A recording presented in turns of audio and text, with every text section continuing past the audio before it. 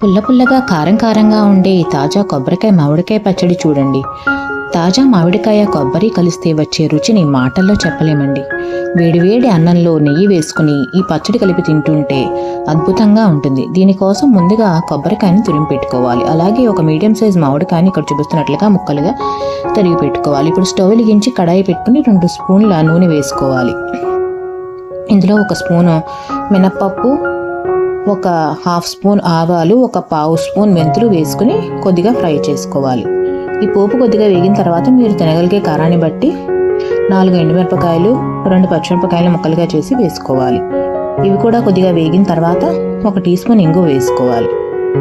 ఈ ఇంగువను కూడా పోపులో మిక్స్ చేసుకోవాలి. ఇప్పుడు స్టవ్ ఆఫ్ చేసుకోవాలి. ఇప్పుడు ఈ పోపును ఒక బౌల్లోకి తీసుకుని చల్లారనివ్వాలి.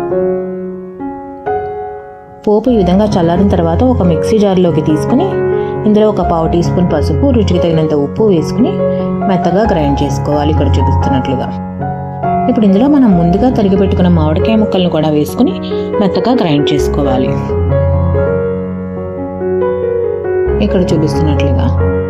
ఇప్పుడు ఈ మెత్తగా గ్రైండ్ చేసుకునే మిశ్రమాన్ని కొబ్బరి తురుములో వేసి బాగా మిక్స్ చేసుకోవాలి.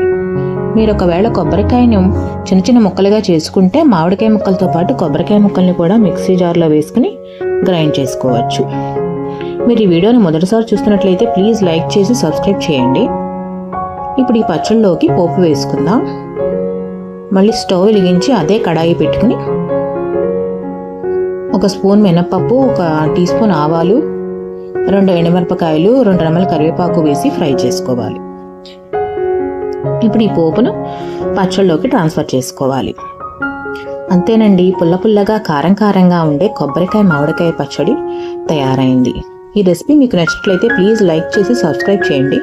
Thank you for watching. Please like, share, subscribe my channel.